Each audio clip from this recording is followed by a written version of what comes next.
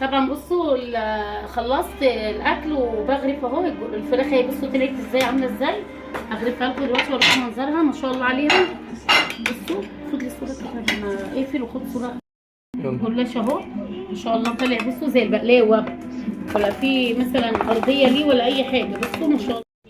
السلام عليكم ورحمه الله وبركاته. ازيكم يا اجدع واجمل اخوات في الدنيا. طبعا انا جايه النهارده في يوم تاني من ايام رمضان، ايام المغفره.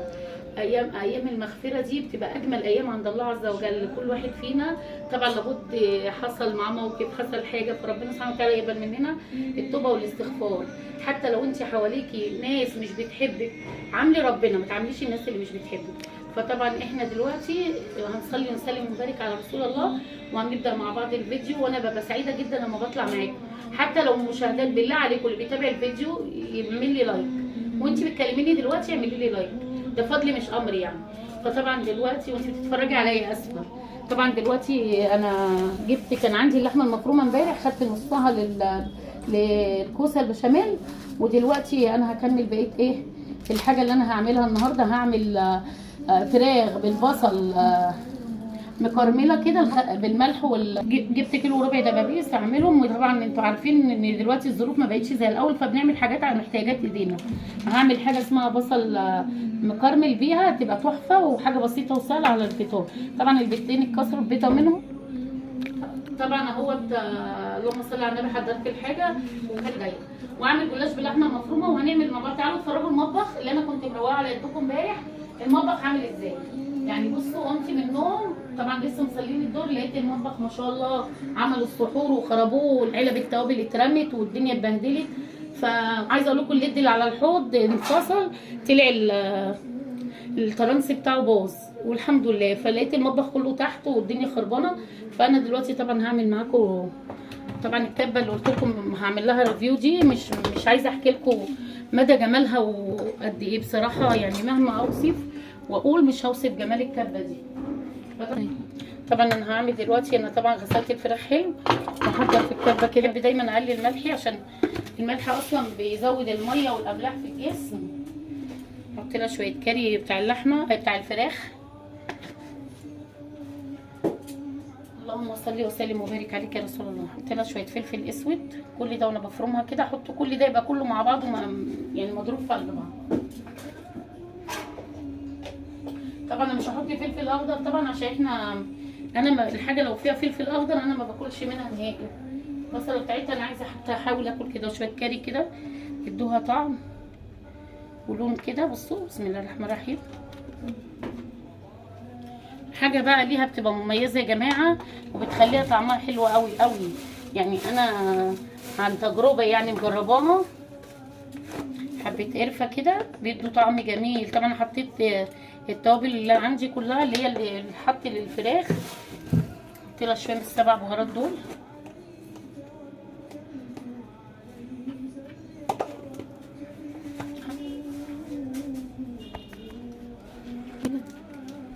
مكعب ماجي،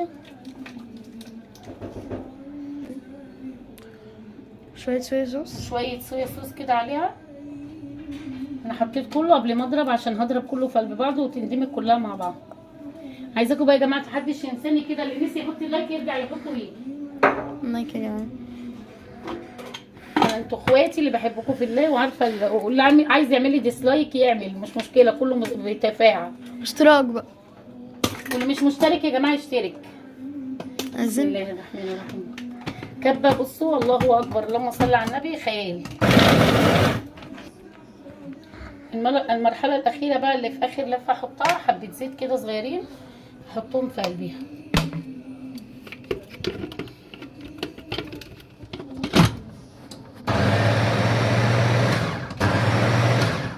بس كده بقى احنا ايه هنعمل فراخنا شكلها جميل قوي. غسلت حلو، غسلت حلو. همسك كده البصله هعملها كده على الصاجه كلها. عايزه بقى تحطي في الطاسه من تحت ندعه زيت كده حوالين داير ما يدور، مش مشكله. عندك سمنه حطي اي حاجه، بس ايه انك طبعا كده بحشيها من جوه كده في قلبيها تاخد الصوص بتاعها، بتبقى في منتهى الجمال. انا كده لسه العصر مأذن، اخليها شويه في التتبيله وهغطيها وكله خليها في التتبيله نص ساعه وبعدين اولع عليها، مش بتاخد وقت في النار. بصوا بصوا بحشيهم من جوه كده.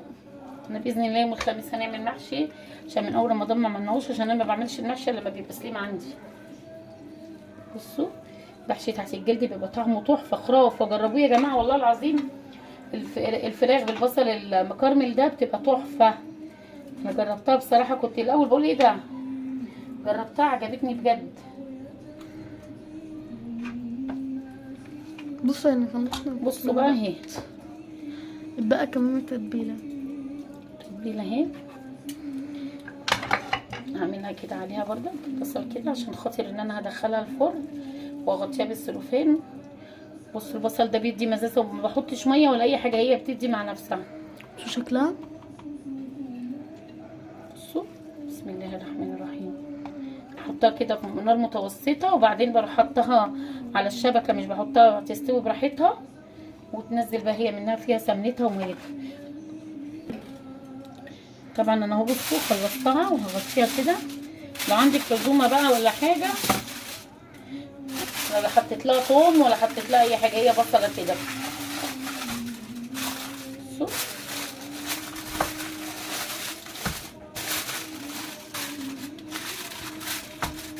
ادخلها الفرن. طبعا ايه قعدت شويه بره، هيجي ساعه على الشبكه كده تاخد وتدي مع نفسها لحد ما تستوي، مش هتاخد وقت يعني. مشيت تبقى ايه عاملاها بالسلوفان كويس على درجه حراره اهو. بسم الله الرحمن الرحيم. على درجه حراره 180. هسيبها بقى تستوي كده براحتها وهرجع لكم وانا بعمل. طبعا هي قليله، هعمل بيها يا دوبك صج اي حاجه يعني. بصوا عايزه اقول لكم اي حاجه بتقضي الغرض. بصوا كده هنزل بالسمنه عليها. انا ما سيحتش لسه السمنه لحد دلوقتي، عشان طبعا ما كنتش فاضيه وكنت بعمل في المطبخ، فباذن الله من زيت صغيره ماشي حاجات. هنزل كده بالبصله، بشرت قطعت بصلايه كده.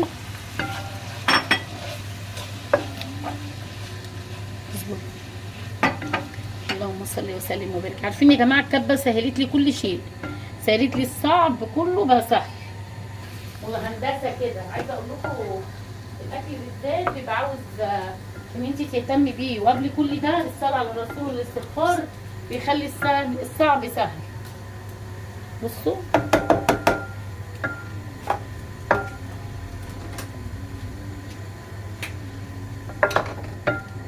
جوجي بتقلب لي طبعا قبل ما انا جبت الماجي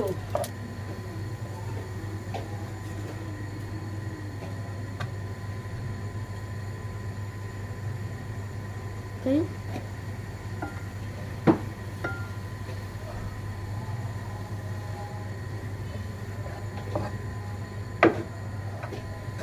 على فكره جوزي يا جماعه بتساعدني، وساعات بتعمل السحور. خلاص يعني كبرت يعني، بقيت دلوقتي بعتمد عليها في حاجات. انا بالليل بقيت اعمل اكل كمان. بقيت تعبانه طول النهار في المطبخ، ما بقدرش ان انا اقف بالليل. هما ويكي جوجي هما بيحضروا السحور، بكون انا بقى خلاص صليت وقريت في المصحف شويه، وبروح واخده بعضي ونايمه بقى. هما بيقفوا يعملوا السحور مكاني، يعني انا خلاص ببقى خلاص ساعد بعض شويه. بس بقى عايزه اقول لكم بيخشوا المطبخ يخربوه. تدي السبع بهارات كده، حبه ملح. المهم بقى ما تنسوش الاشتراك واللايك. على فكره يا جماعه الجزر بيدي البتاع ده، اللحمه المفرومه بيديها طعم، بيدي طعمه كده ونكهه جميله للحمه المفرومه. بصوا بسم الله الرحمن الرحيم كده. انا حطيت التوابل كلها، نزلت بالبصل التعصيبه كلها. اللهم صل وسلم وبارك عليك يا رسول الله.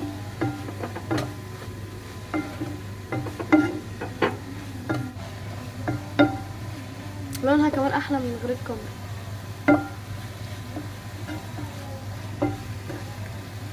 نوطي على اللحمه كده واحضر لفه الجلاش. ونرجع لكم. نبتدي نجهز ايه جلاش صينيه، بس نعمل صينيه ونرجع لكم. على الكلام كله. فطبعا انا سبت الفوق الفرخه على طول اهو كده.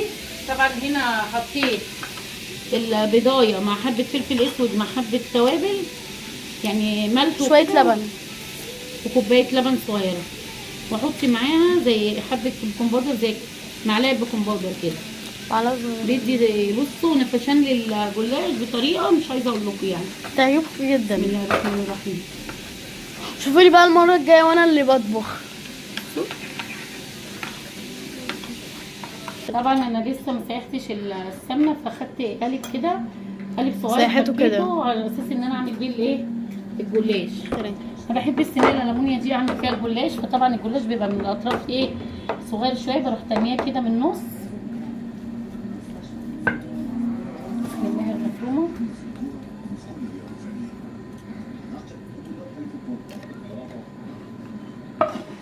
ربنا بيبارك والله العظيم يا جماعه. يعني بصوا عايزه اقول لكم احنا كنا بنقول ربع كيلو لحمه ده مش هيقعد، لا هيقضي الصينيه باذن الله ببركه بسم الله، بس مع الجزر مع البصل مع كل ده هيقضي. مش لازم اعمل وليمه انا، يعني مش كل يوم هعرف اجيب يعني اللي انا عايزاه. كويس ان احنا بنعمل الحاجه اللي ناكلها. بصوا بسم الله الرحمن الرحيم. بصوا مليت الصينيه كلها اهي.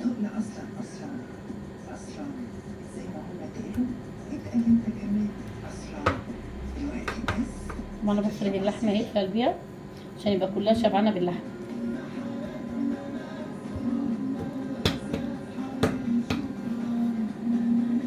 يعني ده بيدل لك ان انت ممكن تعملي كل حاجه ببركه ربنا باقل الاقل، وهتطعمي عيالك وتاكليهم بحاجه كويسه وتعملي الجلاش.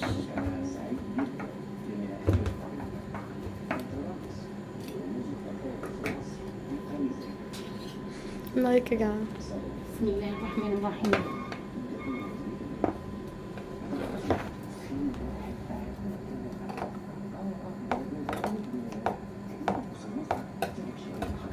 بسم الله الرحمن الرحيم. اللهم صل وسلم وبارك عليك يا رسول الله. انا باخد الخلطه مش كبيره كده، واروح بس فاتحه لها كده عشان اقدر انزل اللبن والبيض يبقى نازل كله. بسم الله الرحمن الرحيم. بسم الله الرحمن الرحيم.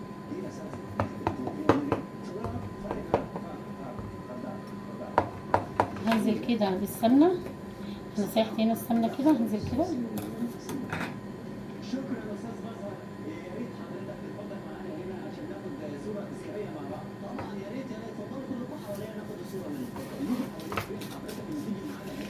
انا بحب الجلاش كده ابقى مطعمه من السمنه كده بس منتهى الجمال يا جماعه. همشي كده بالبيض باللبن بالبيكنج باودر، معلقه بيكنج باودر مع البيض مع اللبن، بيديها خيال تاني يا جماعه. بس انا بسقي كده كلها عشان اسقيها كلها، ما اخليش حته تبقى ناشفه وحته مسقيه. بصوا يا جماعه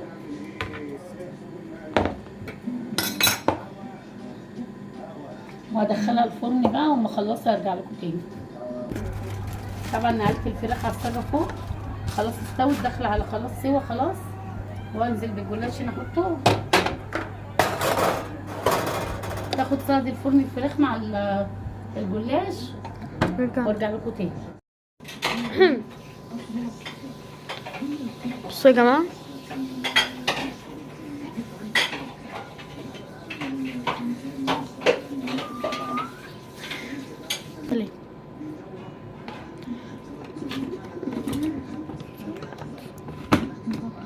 حطيت الفراوله واللبن والسكر، قلت اعمل لهم عصير فراوله كده على طول على جنب الاكل عشان ما عنديش حاجه حاطه الفراوله.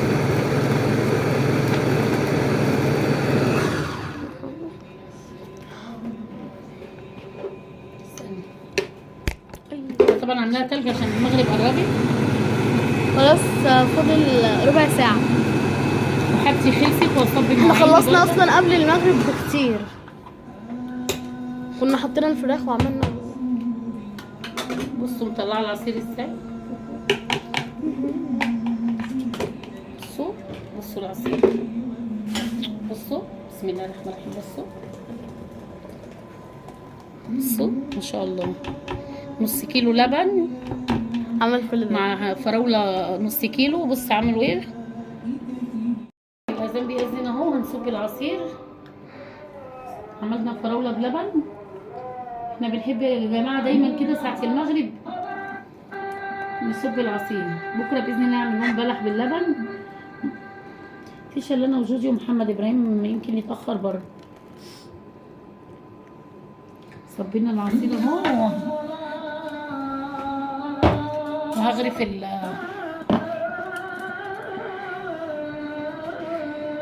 طبعا يا جماعه زي ما انا قلت لكم البريلي ده ما شاء الله تحفه.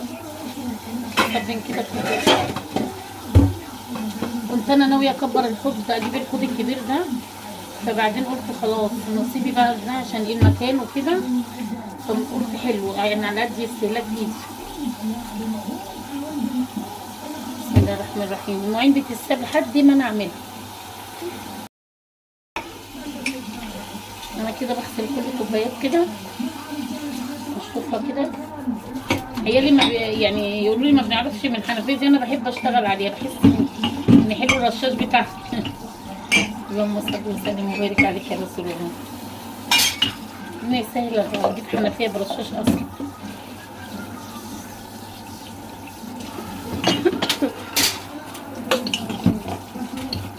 شجعي نفسك والله. الواحد لما بيشجع نفسه، انا بقول لكم على حاجه، التصوير بتاع القناه ده مخليني ان انا ما ببقاش عندي مواعين، وببقى اول باول بصبي مواعيني، ما بخليش مطبخي مقلوب، ما بخليش عندي حاجه ولا احتاج لحد، انا بقف اعمل حاجتي بنفسي. غسلت الحوض كده ودعكته، بس طبعا الاضاءه مش باينه عشان النور، باخد شويه صابون كده انا على الليفه، وكل ما باجي اعمل حاجه واروح سايباها تتهوى عبال ايه. ولو بغسل مثلا باخدهم في الاخر في الغساله كده، باخد كام فوطه كده مع فوطه الحمام مع كله، باخدهم كلهم ايه يوم لوحدهم. سيبها. طبعا بصوا خلصت الاكل وبغرف اهو الفراخ اهي. بصوا طلعت ازاي، عامله ازاي. هغرفها لكم دلوقتي واوريكم منظرها ما شاء الله عليها. بصوا خد لي الصوره. بصوا الفراخ عامله ازاي. الصوص بتاعها بقى مش عايزه اقول لكم، ولا بتحروق ولا اي حاجه، زي ما انتم شايفين كده. والبصله بتاعتها بتبقى في منتهى الجمال. متنسوش يا جماعه بالله عليكم اللايك كده هنا بقى الجلاش.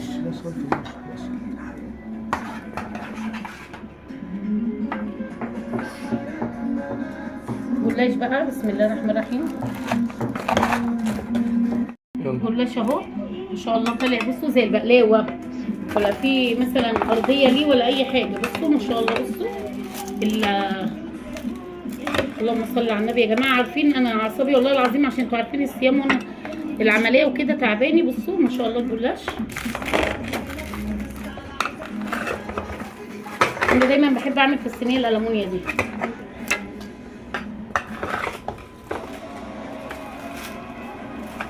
كاني حته بقلاوه، انا بس بسمعكم الصوت وانا بقطعه كاني بقلاوه، مفيش حاجه. هي ده الجلاش بيطلع بالطريقه دي، لما ولا محروق ولا عالي ولا.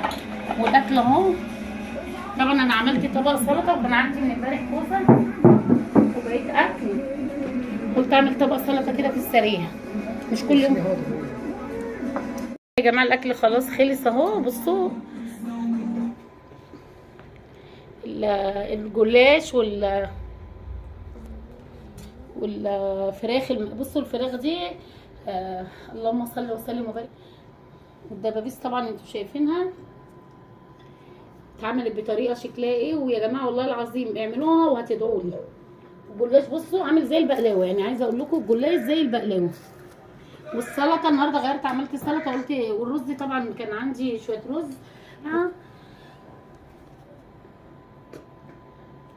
كل سنه وانتم طيبين، رمضان كريم عليكم كلكم باذن الله، وبخير كده عليكم وعلى الامه الاسلاميه اجمعين.